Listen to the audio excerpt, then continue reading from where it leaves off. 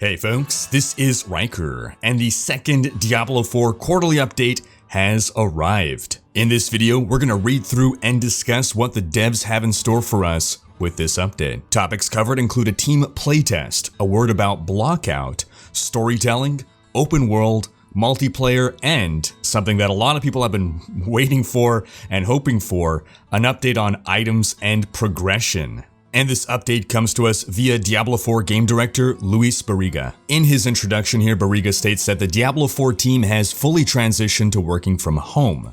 This has introduced challenges, but they're able to keep momentum going strong on the development of Diablo 4. Now, my personal opinion, while this shift has certainly pushed things back a little bit, I don't anticipate this delaying the game by a year or more. Now on to our first section here, team playtest. Barriga explains that they organize the development of Diablo 4 around team milestones, which often culminate with a build that the team all gets to play together and talk about. And for their most recent milestone, they focused on blocking in all the elements in a region known as the Dry Steppes. Let's magically pop in post-processing here a map that I am gesturing at. As we know, the Diablo 4 map will be subdivided into 5 zones, one of which is the Dry Steppes. The first zone that we played through, or through some of at least, in the demo was Skosglen, where the Druids are. The Dry Steppes are a much drier zone, more desert-like. So they're blocking in all the elements in the Dry Steppes, complete with campaign content, open world elements, itemization, a PvP subzone. Ooh, very interested by that. Very interested by that. Dungeons, and a cinematic to cap the completion of the region's narrative. Alright, so just from that, we're able to glean a couple things. So first off, PvP subzone. I like that a lot because open world PvP is not interesting to me. There will be open world PvP in Diablo 4 to my understanding, but I prefer more organized PvP. So to have a specific PvP subzone, that's interesting to me. This way we can make both camps happy. I know a lot of you like that open world PvP, which again, to my understanding, will be in the game, but to also have that more organized PvP, looking forward to finding out about this. And the other thing we can glean is a cinematic to cap the completion of the region's narrative. So in Diablo 2 and Diablo 3, we're accustomed to having a cinematic play as we transition from Act 1 to Act 2 to Act 3, etc. And going from Act to Act also involved a change of town hub, a change of location within the world. With the way Diablo 4's world is laid out, questions arose, well, will there still be acts? How might they be organized? Now we know, at least we can maybe guess, that it sounds like every region will probably be its own act. It might not be called an act, but it will at least have narratively its own cinematic in a similar vein to past Diablo games. That's my interpretation. Our goal was to then have the team play the game from home over the course of 2 full days, and then spend some time analyzing data and discussing our reactions. Of course, we play the game all the time, but we're often examining individual features or areas. Taking the time to play the same build together as a team over multiple days gives us a different perspective. It lets us see how all the current features harmonize over a longer playtime. We hope that chatting about this playtest and sharing some screenshots with you will provide context for future blog updates, or pique your curiosity about future topics. Ooh. It's worth noting that the playtest also did not represent the entirety of our progress. Other regions of the game are underway. The Dry Steppes is just the region where we made a concerted push to create a complete and cohesive experience that we can draw observations from. Let us know if you like this approach to the blog, or if you didn't, and we can adjust future updates accordingly. This is another distinction. Back at BlizzCon, the demo that we played, what the team said was that everything they showed was basically what they had to show at the time. They weren't holding anything back. That was pretty much everything that was complete to show. What they're saying here is that there's more in theory to show. They have worked on more than just the Dry Steppes. They have completed more than just the Dry Steppes, but the Dry Steppes is the region that they've really just tried to put into a more finalized state. So for instance, the Dry Steppes might be like 95% complete, whereas the other regions might be 30 or 40% complete, as opposed to 0. All right, a word about Blockout. This is a nice look at the behind the scenes developmental progress here. Ooh. So going from this screenshot to this screenshot, look at that. So blocking out the big picture details, very nice. Look at that scenery, look at that. Blocking out or gray boxing levels allows us to play areas where the art isn't finished. As part of development, visuals are often kept in rough form so the game team can cheaply test ideas and iterate on them. If something isn't fun, it's much cheaper to change or discard a blockout asset than a final one, right? Imagine putting all this effort into this zone only to say, let's scrap that. When we share models or screenshots with you, they are often quite far along to adequately convey our vision for the game. We don't typically show blockout assets, as they don't really do justice to the engine or the artistry of the folks on the team, but as part of showing the behind the scenes of how we make the game, we thought you'd appreciate seeing the transition of blockout assets into more polished ones. I personally do. I love seeing behind the scenes in game development. Some of the assets shown in this blog might not be final, so please bear in mind as you check the screenshots below. Got some nice concept art here. As a note, folks, oftentimes when you see concept art, published concept art is often not actually concept art. I'm not saying that's the case right here, but in general in the gaming industry, the pieces that developers put out as their concept art is oftentimes a piece of art that is refined for the purposes of being shown to the public and not actually internally used as concept art. Or maybe it was, but then it's refined and polished even more to be pretty art for the public under the guise of concept art. Scrolling on down here. Ooh, okay, so we're going from art to 3D model. Look at that. Oh, to even more detail now, textured. So from art to 3D model with no texture to textured pretty much in-game, right? I mean, yeah, that looks like an in-game model. A classic demon from concept to blockout to in-game art. This is blockout? Wow. Wow, this looks sculpted in ZBrush. That is very detailed for a blockout. Wow, okay. I mean, it's cheaper than doing the full texture rendering for sure. Alright, so that's the note on blockout. On to storytelling. A couple things have evolved with how we deliver story in Diablo 4. First, we have conversations. In D3, we relied on UI panes with the character's name and portrait. We're experimenting with a mix of tool-generated and manually choreographed cameras to tackle conversations.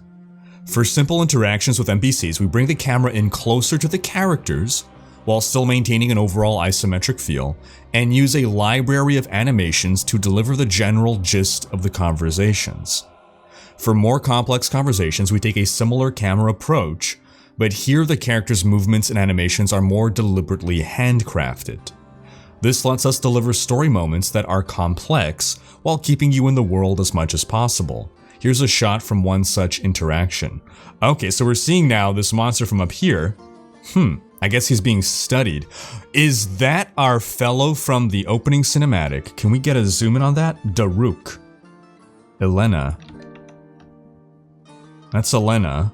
Is this looks like the fellow. Oh yeah, that is the amulet right there. This is definitely that narrative character who is visiting someone's grave. You can see, I'm 99% sure that this is him, right? That's the Horadric amulet, the same cloak, the same age and hairstyle. It's gotta be that guy. So I suppose that's gonna be our companion, because this is the game character, right?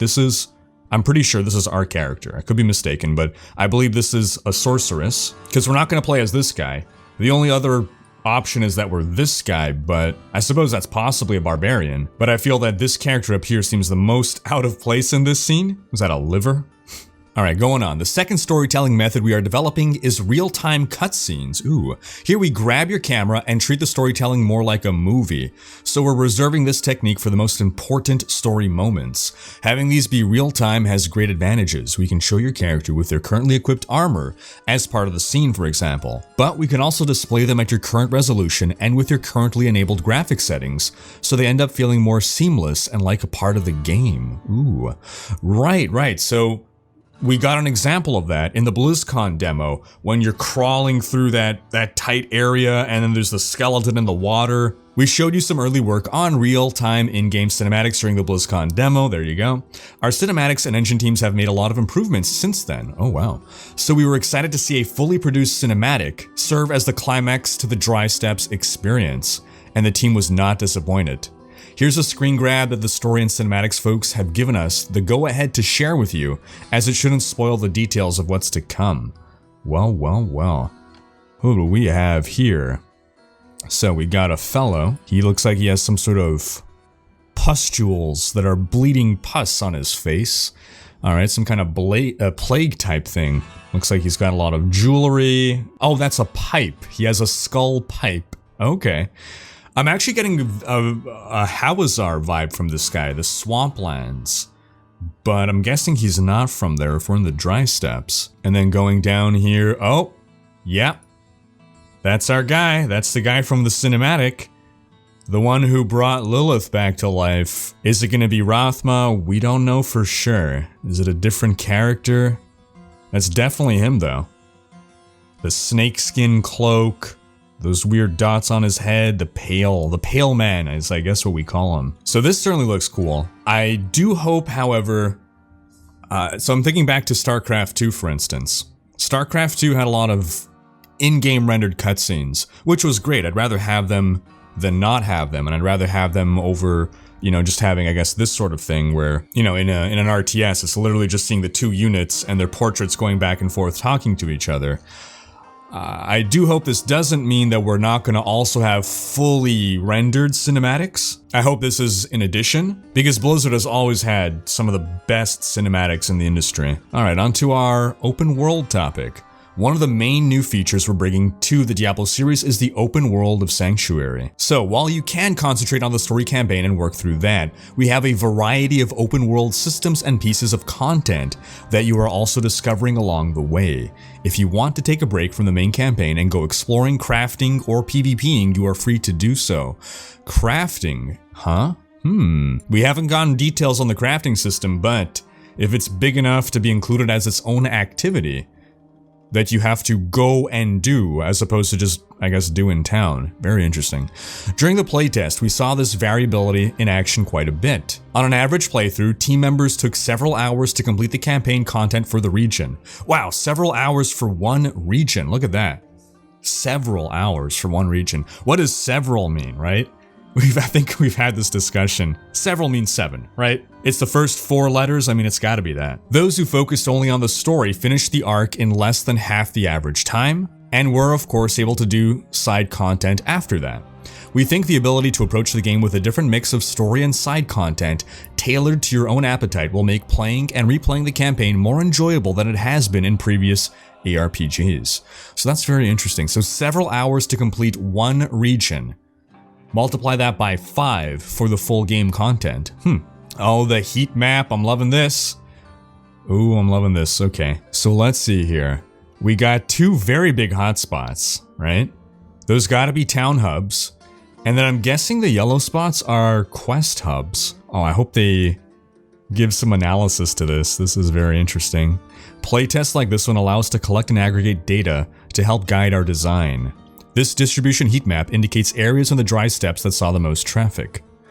Well, we have many open world activities, such as crafting. Once again, alright. Keep stressing crafting, that's interesting. I suppose the fact that they're including it in open world activities suggests that there are probably regions, places associated with crafting in some way or another? Okay, events, world PvP, and side quests. Perhaps the most popular open world feature was camps. These are locations of importance that have been overrun by enemies, which once cleansed turn into friendly outposts with NPCs and a waypoint location. I like this. Okay. While there is a backstory to each camp, most of the storytelling is visual, and quests don't directly send you to them. For example, one of the camps in the zone was a town afflicted by a curse that turned villagers into piles of salt. Let's get biblical here. Another was a crypt haunted by a spirit that possesses the bodies of various undead, jumping from skeleton to skeleton until you defeat him. Ah, that's cool. We really dug the impact of seeing the world change as you reclaim a small piece of sanctuary and bring hope back to its common folk. We look forward to the open world designers showing you more about this feature in the future. Ah, the tease, the tease. Ah, this sounds really cool. So, the idea of us having an impact on the world and seeing that impact, and it's not a mandatory thing, that's really cool. I like this idea. Now, one thing I wonder is, will this be a one-time thing? Once you've cleared a camp, is that it? Is it gonna be saved forever? In other words, are you going to run out of camps to clear? I love this system. I just hope that there'll be some way to keep it going once you've basically done all the camps. You know, the easiest thing would be that, well, you know, randomly camps you've cleared will become uncleared.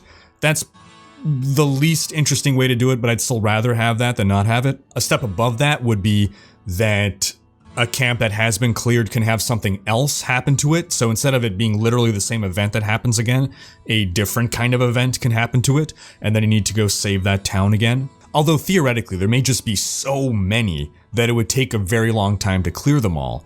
And maybe then, as part of the single player campaign, it is you literally just clear them once and then they're good. But I could see a lot of room for ideas like these to work their way into the end game, into the replayability. So I look at Diablo 4, I look at a Diablo game in two distinct ways. The first is the first playthrough experience, right? The single player experience, or not necessarily single player, but the campaign experience.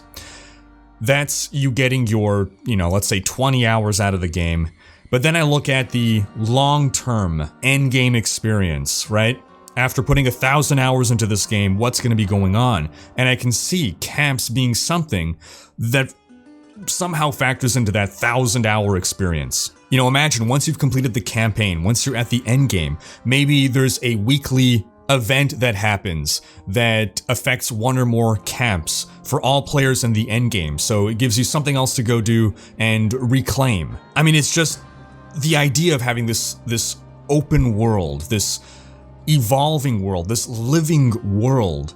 It's so much to work off. And imagine taking it to another level where somehow you can have players have agency over not just their own world, but the greater landscape of this evolving world over time. Imagine players can be in different factions, and these factions can gain a foothold in certain areas, and that's going to have impacts on everyone's game. This might be going a little bit too MMO route for some people. I know some people are very opposed to any kind of MMO-y idea, but I just feel that having this open world is a huge asset that can be leveraged and utilized to continue having a fresh gameplay experience, such that if I play the game on release and I play the game 3 years later, I could come back to a changed world. If I come back every few months, the world is somehow evolving. It doesn't have to be, you know, that Diablo took over and everything's burnt to the ground, but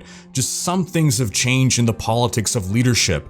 Oh, that king died and this other king took over. Oh, this country was annexed. Oh, this village was razed. It's not there anymore. This other camp sprang up. Oh, this new cult emerged. But let's keep going. So it looks like this here is an image of one of those camps. Looks like some culty symbols over here. Going on down, we have now world map, the ruins of Kara-Yizu, the salt-covered ruins of a town afflicted by an ancient curse.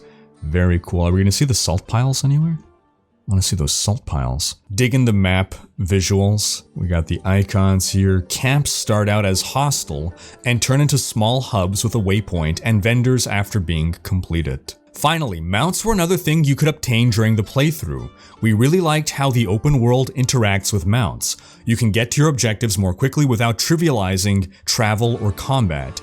Itemization for mounts also opened up a new axis of progression. We'll circle back to that. One of my favorite things about mounts was customizing it by attaching a trophy to the saddle to signal to other players an obscure challenge in the zone that I had completed. Of course, there's more work to be done on mounts. For example, on navigation and tuning, it is currently too easy to get stuck on stray pieces of collision or to get dismounted by a random enemy projectile. These are all things that are just going to get better the more we play and tune in the future. Okay, so I like the idea of having the cosmetic customizations of mounts, of having the trophies to mount on them. I'm hoping though that the axis of progression is more than just cosmetic. One of the core things that RPG players enjoy is progression, and having a lot of different ways to progress your character or different things to progress is a great thing to have. So one way to do mounts would be to literally just have a mount button. And that's it. Heroes of the Storm. You press Z, you're on your mount, it's a horse, you have it from level 1 to the max level, it never changes, it's always the same. But you can take that mount idea and add progression into it in some way. Either you're finding new mounts or you're finding new gear for your mount, and some of that could be cosmetic upgrades to the mount, maybe it could even be small bonuses to the mount in some way, or some kind of bonuses to your character. It's some other field of itemization where you can make meaningful choices and over time get appreciable upgrades. In fact, one idea that I see happening in Torchlight 3, in Torchlight 3 you have a pet, and as you find and unlock more pets, then you can have up to 4 passive pet skills equipped, and these help your character in some way. They're sort of similar to Diablo 3 passives, but imagine something like that as well in Diablo 4, where you can level up your mount as some form of extra bonus or buff in some way. On to multiplayer here. Fine-tuning the right approach to multiplayer in D4 has been challenging. Our goal has always been to incorporate elements from shared world games without the game ever feeling like it's veering into massively multiplayer territory. Aha. So, again, I know a lot of people have concerns about the MMO side of things. I'm someone who doesn't really like MMORPGs. I've tried dozens, literally dozens of MMOs, mostly in the past, and I just can't. I like them at first, and then I get bored. So I was very concerned about D4 going into an MMO route, but so far from what I'm seeing, I don't have major concerns. I like everything I'm hearing and I'm seeing. Of course, I'm always going to remain cautious, but as of right now, I like what I'm seeing. And again, they seem to be very aware of some of the fanbase not wanting an MMO. To be clear, this is a philosophy rather than a tech limitation. We find that the game stops feeling like Diablo and the world feels less dangerous when you see other players too often or in too high numbers. Are you in my mind? You know, reading stuff like this, hearing the D4 devs talk, so much of what they say, so much of what they showed, to me feels like they understand Diablo and they understand Diablo fans.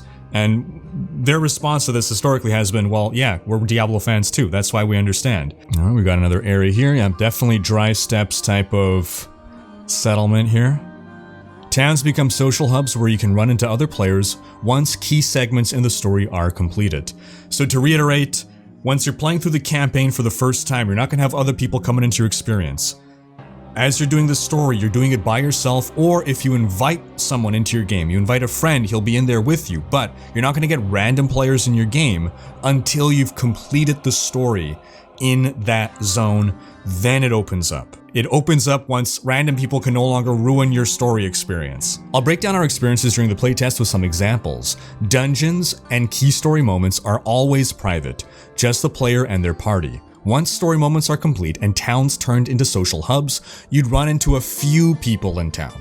While on the road, you'd sometimes run into a player here and there. And then finally, if you went to a location where a world event was happening, you would see a larger congregation of players trying to defend against an attack by a cannibal horde, or trying to take down a Shava, the demonic world boss we showed at BlizzCon. And to me, this is exactly the amount of interaction that I want to have with other players. Very seldomly, unless I'm going to a place that specifically is expecting to have a lot of players. It's worth calling out that while some coordination is helpful during these events, you are never forced to join a party. Solo players can walk in, help complete the event, and claim a reward. We think this seamless approach to multiplayer is working well, and we look forward to sharing more about this approach with you. In our tests so far, the world feels alive and dynamic without compromising the feel of Diablo.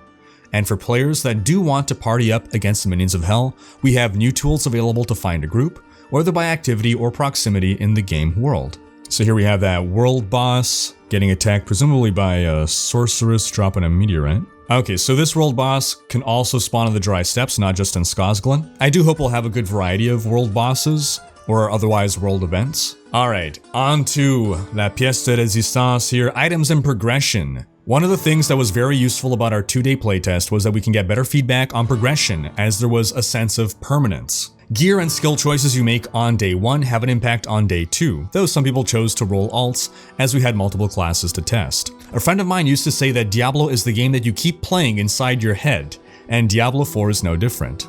In addition to the official playtime allotted to the team during the playtest, I could feel the game lingering in my mind, thinking about the items that could possibly drop from my build, and talents I could finally unlock to get me those key skill interactions. You might have already read the dev blog by David Kim shortly after last BlizzCon. In it, he describes new affixes and itemization philosophies.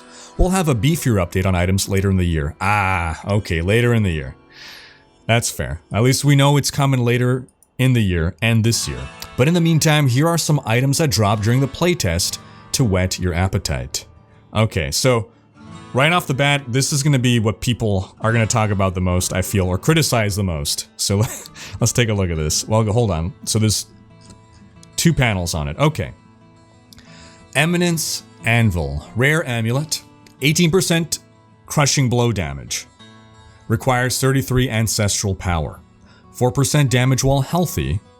2% hit effect chance. So first off, Crushing Blow, historically in most games, what Crushing Blow means is instead of dealing a fixed amount of damage, you are dealing a percentage of the enemy's health in damage. So it doesn't matter if the enemy has 100 health or 1,000,000 health, a Crushing Blow will deal, for instance, 18% of that enemy's damage.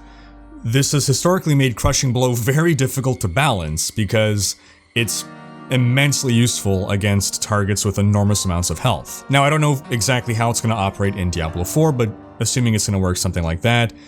So this gives you 18% Crushing Blow damage. Now, requires 33% Ancestral Power. This is a mechanic added. After BlizzCon, we have Ancestral Power, we have Demonic Power, and Angelic Power. So there's 3 stats here that you can build up on your character, and items will have stats that only unlock if you reach a certain threshold. So in this case, this is red because the character doesn't have the required ancestral power, so they only get these other 2 effects. 4% damage while healthy. I'm guessing this means you deal 4% more damage while above a certain fraction of your health. So this is another interesting mechanic here, in that it is a situational damage buff. And then 2% hit effect chance. So this looks like it'll be something that'll interact with other mechanics. I imagine, let's say you have a 5% chance to freeze enemies on hit with a certain effect, then this is gonna buff that. And it would buff, multiple different things. There are presumably gonna be a number of different hit effects. So these are 3 interesting stats that aren't just more damage or more health. Let's look now at the next amulet, the Chaos Seal. 27% critical strike damage, requires 58 demonic power, gives us angelic power. So again, as a stat, you have to balance out, okay, angelic power doesn't inherently give me anything. All it does is give me the ability to unlock something else. Meanwhile, this is taking up an affix, right? This could have been something else like 4% damage while healthy. 15% ranged damage, requires angelic power, which the person has, so they're accessing that. 12% mana cost reduction, sorcerer only. So again, here we have extra damage to specifically ranged attacks. So it's a little bit more interesting than just plus all damage. Critical strike damage seems to still be in the game. I'm hoping that they don't have crit strike chance, mainly because in Diablo 3, crit chance and crit damage, they're just such powerful stats that you always want to get both, because they both synergize with each other, right? The more crit chance you have, the more you're critting, and therefore you benefit from even more crit damage. So it's just a no-brainer, wherever you can get crit chance and crit damage. So I really hope that they're gonna either not have crit chance if they're gonna have crit damage, or otherwise somehow balance this properly. However, on this character, of course, this is a wasted stat because they're not meeting the demonic power threshold. So ideally, neither of these amulets would be an amulet that you're going to want to run with because you're not accessing its full power. You have wasted affixes on it. What's interesting to me is that this one has 4 and this one has 3, which tells me that you aren't guaranteed a specific number of affixes. But let's keep looking here. We have the Jeweled Mythical Staff, Magic Staff, 854 weapon attack, 25.4% gem strength in this item, and an empty socket. I would really like to look at other items here to better judge what this means. So, weapon attack, I'm guessing that's just damage, that a weapon is going to have a specific damage or damage range. This is interesting, 25.4% gem strength in this weapon. So I'm guessing because it's magic, that is the one affix that it gets, and then it also happens to roll with an empty socket. because there's no point in having gem strength if it doesn't also have a socket. Now, personally, I would like that every weapon type has some affix, right? So imagine this were a white item. I would like that, you know, maybe magic staffs just always have this, right? I want there to be some difference between item types other than the art and the name. So maybe all staves have extra gem strength. Makes sense, right? They're magic, so they channel magic. You know, maybe maces inherently have some crushing blow damage. Maybe swords have a % chance to bleed natively. Again, just some native stat on every item that makes them feel like more than just pieces of art. Regardless though, this is an interesting stat. This is sort of a nerfed version of Leoric's Crown in Diablo 3, an item that gives you up to a 100% increased gem strength. Then we got the Vampire's Pants, another magic item, another blue item. So it natively gives some amount of defense. And then +1 rank to Call of the Wild. Requires angelic power. So Call of the Wild is going to be some class's power. Hit effect, 5% chance to heal 47. Ooh. That's interesting. Okay, so from this I'm gleaning that magic items have roughly 2 affixes, and rares have 3 to 4, I suppose. Again though, here we have a wasted stat because you're not stacking the angelic power. So you're not going to want to be using these pants, you know, in the long run because, again, you're wasting a stat. So I know a big criticism when we saw the BlizzCon demo revolved around the attack and defense stats being very boring. And while boring is one way to describe them, they are also basically distilling certain attributes in order to, what we can now see is have all of these other more interesting things that can't be factored in so easily into weapon attack or defense. Now there are greater ramifications of having these numerical stats here, which revolve around scaling and obsolescence as you get higher level, but we're at least seeing a very interesting array of additional affixes here. Okay, let's take a look now at these unique items, the legendaries. Unraveler's Treads. Some defense amount. Alright, a little bit of cooldown reduction. Dodge chance. Alright, dodge chance is making a return. So dodge chance is not just factored into defense there. You have a % chance to avoid all damage. Control duration bonus. Okay, so that's your crowd control effects will last that much longer. Damage reduction while evading. Now is evade the same as dodge? That's odd. What is evading? Then teleport forms a rift in your path that increases your critical strike chance by 39 for 5 seconds. Alright, so this item is tied to teleport, so you probably want to be a sorceress, I imagine. And this doesn't actually buff your teleport, but it buffs you while you're using your teleport. Okay. Executioner's Gauntlets. Defense, ancestral power, 4% damage to healthy enemies. Alright, so there's clearly some stat called healthy. I wonder if it's going to be at 75% health or 50% health. They can tool with a number, but they'll have to have some way to clearly explain to us when a monster is healthy or unhealthy. But okay, so more damage to enemies that are near full health. Cool. 12% damage to stunned enemies. Requires demonic power. Hit effect, 6.5% chance to immobilize. So again, that could pair, for instance, with the amulet, hit effect chance.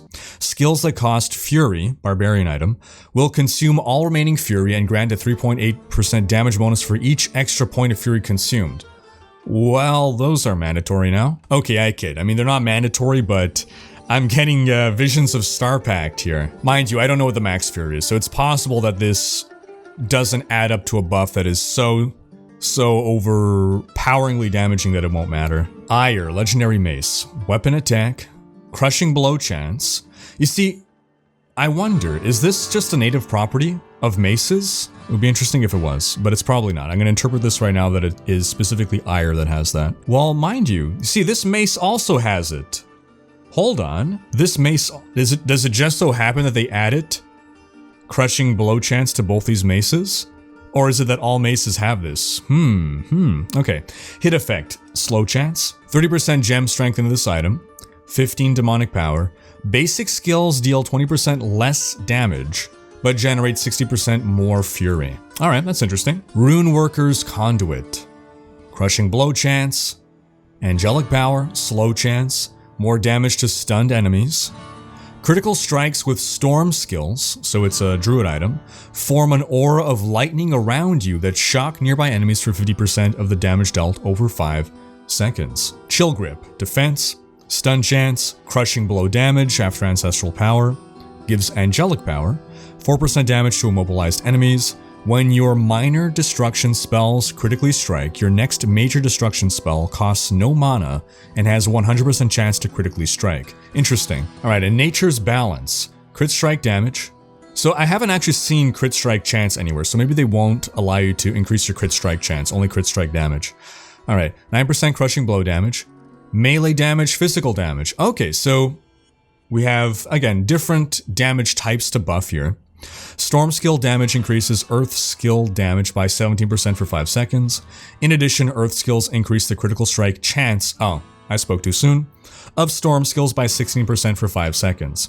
Maybe it can't roll as a regular affix, I don't know, but it can roll as a special affix. So overall, from all these items, I'm not seeing anything that's clearly OP or mandatory, which is I think what we want to go for, right? We don't want to have the D3 situation where, you know, this item gives you 500% more damage to this skill. All of these seem useful, but they're not absolute must-haves, which I think is what you want to go for. One thing I am noticing, however, is that it seems that in all cases, these are superior to these kinds of items, but I believe they were saying something to the effect that as an end game form of crafting, you'll be able to take a yellow item and add a legendary property onto it, which would mean that the ultimate end tier of item would be customized rares. Alright, scrolling back down here, other thoughts.